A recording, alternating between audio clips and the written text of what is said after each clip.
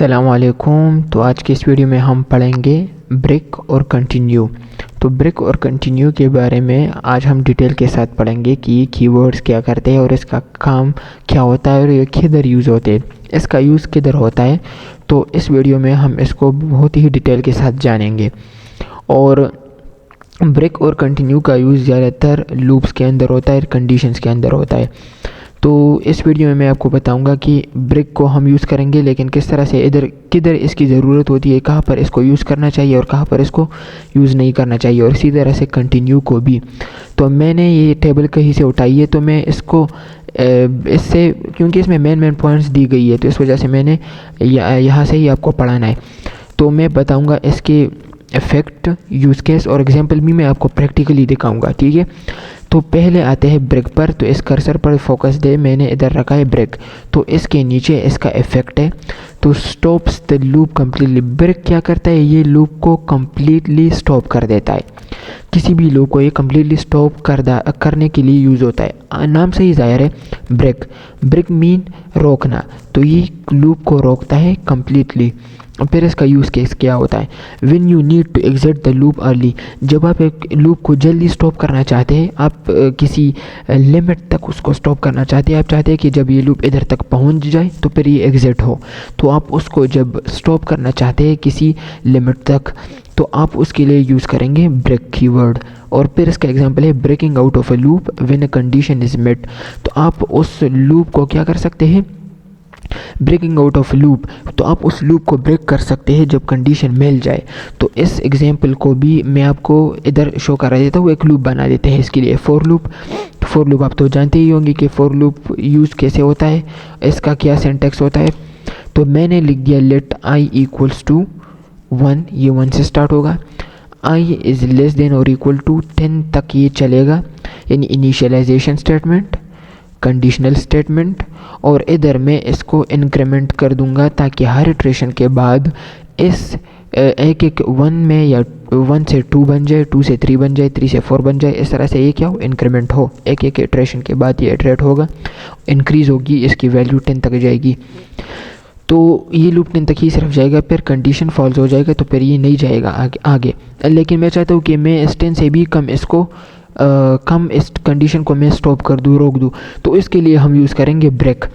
तो मैंने क्या कहा था कि लूप्स के अंदर यूज़ होता है, फिर ये कंडीशंस के अंदर भी यूज़ होता है, लूप्स के अंदर, कंडीशंस के अंदर ये यूज़ होता है। तो मैं लिख दूंगा कि जब इस आई की वैल्यू जब बराबर हो जाए 5 के, मैंने कहा कि जब ये 5 के बराबर हो जाए आई की वैल्यू, तो तब क्या कर दो, ब्रेक कर दो। किसको, इस लूप को आप ब्रेक कर दो, एग्जिट कर दो, बस इधर तक ही इसको एग्जिट कर दो। तो मैं समझा देता हूँ कि मैंने क्या लिखा। तो मैंने एक लूप लिख दिया जो कि 1 से चलेगा 10 तक, ठीक है। फिर मैंने क्या कहा कि जब आई की वैल्यू 1 से 2 हो जाएगी, 2 से 3 हो जाएगी, 3 से 4 हो जाएगी, और 4 से जैसे ही 5 होगी, जैसे ही 4 से ये 5 होगी, तो 5 वैल्यू जब भी जैसे ही हो जाएगी, तो बस ये ब्रेक हो जाएगा, एग्जिट हो जाएगा। तो मैं इसको कंसोल करता हूँ इसी लूप के अंदर ताकि मुझे हर इटरेशन की वैल्यू दिखाई दे। तो मैं इधर लिखता हूँ आई, मैंने आई लिख दिया, और मैं जब इसको कंसोल करूँगा तो मुझे 1 से लेकर 4 तक वैल्यूज़ दिखाई देगी। और ये मैं भी बता देता हूँ कि ये कैसे मुझे 4 तक दिखाई देगी। तो ये 1 से लेकर 4 तक मुझे वैल्यूज़ दिख रही है। और ये कैसे, क्योंकि मैंने कहा कि जब आई की वैल्यू बराबर हो जाए 5 के, तो तब इसको कर दो ब्रेक। लेकिन जैसे ही आई की वैल्यू 5 के बराबर हो गई, तो मैंने कंसोल इस स्टेप में किया है, जो कि ये जब कंपाइल होता है, ये जब एक लाइन ऑफ कोड एग्जीक्यूट होता है, तो क्या होगा कि जब ये लाइन ऑफ कोड एग्जीक्यूट होगा, तो आई की वैल्यू तो इक्वल टू 5 है। लेकिन जब इस लाइन की बारी आएगी, तो ये जब देखेगा कि आई की वैल्यू इक्वल टू 5 है, तो ये लूप को एग्जिट कर देगा। तो 5 को प्रिंट करने के लिए कोई मौका ही नहीं मिलेगा, 5 तो प्रिंट ही ना होगा, क्योंकि इसके प्रिंट होने से पहले, कंसोल होने से पहले, 5 की कंसोल होने से पहले हमने इस लूप को कर दिया है एग्जिट। तो फिर कैसे ये 5 हमें प्रिंट होगा। इस वजह से मुझे 1 से लेकर, इस टर्मिनल में मैंने आपको एक आउटपुट दिखा दिया, 1 से लेकर 4 तक वैल्यूज़ दिख रही है। तो ब्रेक क्या करता है, ये क्या करता है, स्टॉप्स द लूप कम्प्लीटली, ये कम्प्लीटली लूप को स्टॉप कर देता है। और जब मैं इधर लिख दूंगा 10, जैसे ही वैल्यू 10 हो जाए, जैसे आई की वैल्यू 10 हो जाए तो ब्रेक कर दो इसको। तो अभी मुझे जो वैल्यू देखेगा वो 1 से लेकर 9 तक देखेगा, क्योंकि आई की वैल्यू जैसे ही 10 होगी तो ये ब्रेक हो जाएगा।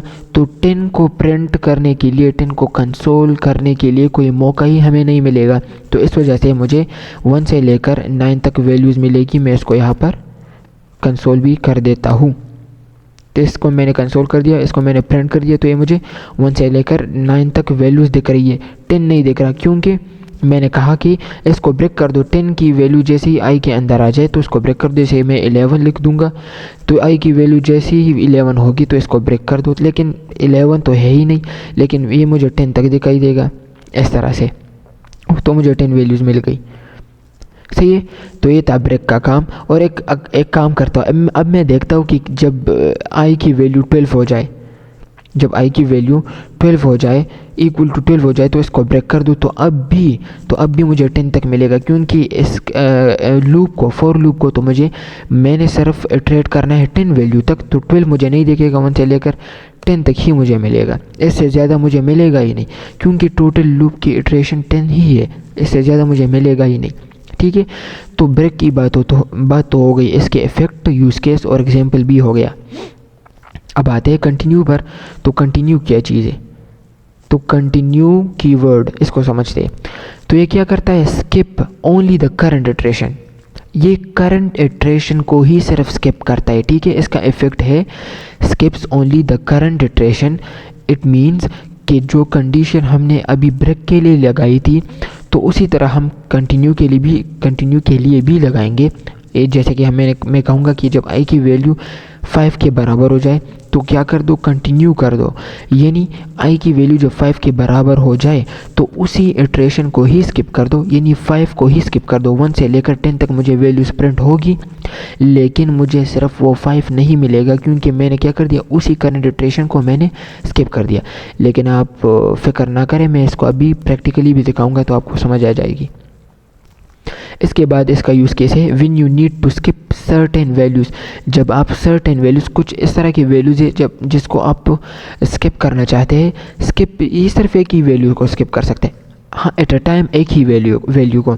लेकिन अगर हम इस पर लूप का यूज़ कर ले तो फिर हम मल्टीपल वैल्यूज़ को स्किप कर सकते हैं। लेकिन ये क्या करता है, करंट इटरेशन के वैल्यू को ये स्किप करने के लिए यूज़ होता है।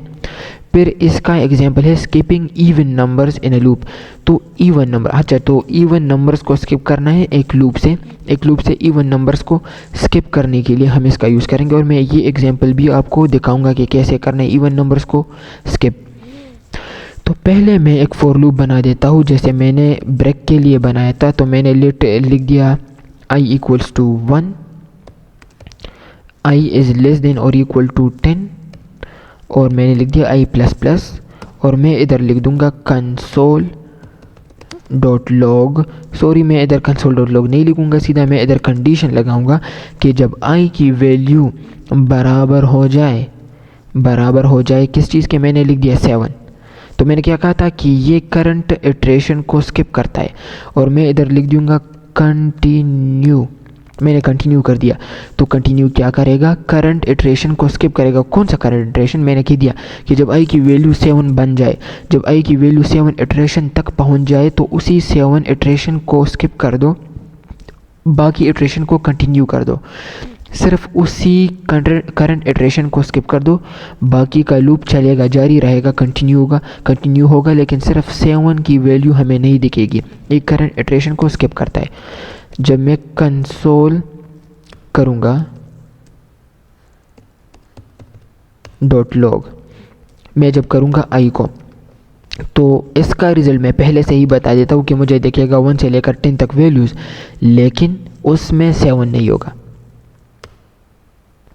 आप गौर से देखिए, मुझे टर्मिनल में दिखाई दे रहा है 1 2 3 4 5, और उसके बाद मुझे दिख रहा है 6 8 9 10, तो मुझे 7 नहीं दिख रहा क्योंकि मैंने कहा कि करंट इटरेशन 7 को ही स्किप कर दो। आई की वैल्यू जैसे ही 7 बन जाए तो उस वक्त मैंने कंटिन्यू कीवर्ड लगा दिया कि बाकी लूप तो चलेगा लेकिन कंडीशन में जो वैल्यू यूज़ हुई है तो उसी वैल्यू को ही स्किप कर दो।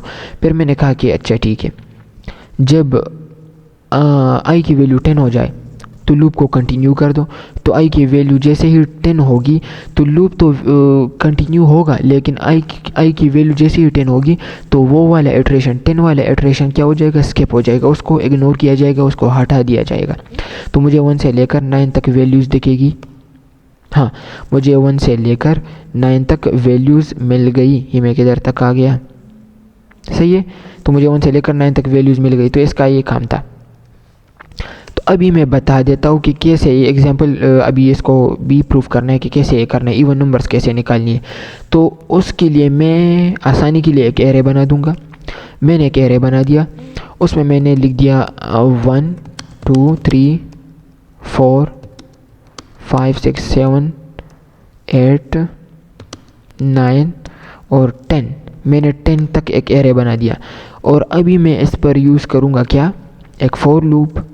तो मैं एक फॉर लूप यूज़ करूँगा। मैंने लिख दिया let i is equals to 0। मैंने 0 क्यों लिख दिया, क्योंकि एरे का इंडेक्स स्टार्ट होता है 0 से और ये भी लूप भी स्टार्ट होगा 0 से, 0 वैल्यू से। तो जब 0 वैल्यू से स्टार्ट होगा तो फिर हम इसकी पहली वाली एलिमेंट को, एरे के पहले वाले एलिमेंट को हम एक्सेस कर पाएंगे जब हम आई की वैल्यू 0 को इनिशियलाइज, जब आई को हम 0 से इनिशियलाइज करेंगे। फिर मैंने कहा कि ये चलेगा किधर तक, एरे की जितनी लेंथ है, एरे की जितनी लेंथ है तो ये उतने तक ये लूप चलेगा। जितनी एरे की लेंथ है तो उतने तक इस लूप को चला दो। लेंथ का तो पता है, मैंने तो लेंथ प्रॉपर्टी को समझा भी दिया कि लेंथ क्या करता है। ये हमें एरे या स्ट्रिंग की साइज़ बताता है कि कितनी साइज़ है इसके अंदर। तो बस मैं इसको नहीं गिनूंगा कि ये 10 साइज़ है इसका, तो मैंने बस सीधा लेंथ लिख दिया। मैं 10 भी लिख सकता हूँ लेकिन मैंने बस सीधा 10 के बजाय लेंथ का यूज़ कर लिया। वैसे भी हमारे पास एक प्रॉपर्टी मौजूद है तो हम इसका जब यूज़ नहीं करेंगे तो फिर फ़ायदा क्या हुआ। तो मैं इसको इंक्रीमेंट कर देता हूँ आई को। इधर मैं एक कंडीशन लगा देता हूँ। मैंने कहा, मैं कहूँगा इधर कि ARR स्क्वायर ब्रैकेट्स आई, ARR के अंदर ये जो एलिमेंट है आई के अंदर, वैसे भी इसके एलिमेंट्स अब मौजूद है क्योंकि मैं जब आई लिखूँगा तो आई से क्या होगा, आई का पहली वैल्यू आई की होगी 0। तो ये क्या करेगा कि पहले इंडेक्स 0 इंडेक्स पर जो भी मौजूद है उसको लेगा। और फिर मैंने कह दिया कि जब हम उस वैल्यू का मॉड्यूलस लेंगे 2 के साथ, मॉड्यूलस भी मैंने पढ़ाई है कि मॉड्यूलस क्या करता है, किसी भी वैल्यूज़ की जो रिमाइंडर है वो हमें देता है। मैंने कहा कि एरे के अंदर पहले इंडेक्स पर जो वैल्यू है अगर हम उसका डिवीज़न कर ले 2 के साथ मॉड्यूलस ले लें और उसकी वैल्यू आ जाए 0। वैसे 0 तो नहीं आती, 1 डिवाइडेड बाई 2 से रिमाइंडर 0 तो नहीं आता, लेकिन मैंने अभी लिख दिया जिससे 0 आता हो, जिससे भी 0 आता हो, यानी जो भी इवन नंबर है, जैसे कि 2 से 0 आएगा, 2 डिवाइडेड बाई 2 से रिमाइंडर 0 आता है, तो उसको क्या कर दो, कंटिन्यू कर दो। ये मैंने क्यों किया, क्योंकि इधर इस तरफ देखे, इस तरफ राइट तरफ इधर लिखा है कि skipping even numbers in A loop. एक लूप में से क्या कर दे, इवन नंबर्स को स्किप कर दे। तो ये लूप में मैं इवन नंबर्स को स्किप कर रहा हूँ एक एरे के थ्रू। तो मैंने क्या कर दिया, इवन नंबर जितने भी आएंगे जैसे कि 2 4 6 8 9 नहीं 10, तो वो क्या होंगे, वो सारे इवन नंबर्स है, तो वो मुझे क्या, वो स्किप होते दिखाई देंगे, वो स्किप होंगे। और एल्स पार्ट के अंदर मैं लिख दूंगा कि मुझे कंसोल कर दो, कंसोल डॉट लॉग, कंसोल कर दो किसको, ARR आई को।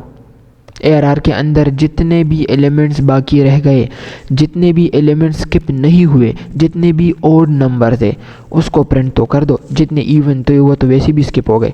तो मुझे सिर्फ दिखाई देंगे इवन ओड नंबर्स 1 3 5 7 9, 1 3 5 7 9। तो जितने भी ओड इवन नंबर्स थे उसको तो मैंने स्किप कर दिया with the help of continue keyword. तो कंटिन्यू से हम करंट इटरेशन को स्किप कर सकते हैं, ठीक है। तो इस वीडियो में इसके बारे में मैंने जो एक्सप्लेनेशन कर दी, जो कुछ भी बता दिया, अगर इसमें आपको ज़रा सा भी डाउट हो तो आप मुझसे कमेंट सेक्शन में पूछ सकते हैं। जो भी क्वेश्चन हो इसके बारे में मुझसे आप पूछ सकते हैं, कोई भी शर्म की बात नहीं है, क्योंकि सीखना जब है तो इसलिए इसको आपने इग्नोर करना होगा कि मुझे अच्छा जब मैं पूछूंगा तो ये अजीब लगेगा। कुछ भी मसला नहीं, आप पूछ सकते हैं मुझसे। तो इस वीडियो में बस इतना ही ब्रेक और कंटिन्यू के बारे में। तो मिलते हैं नेक्स्ट वीडियो में। शुक्रिया।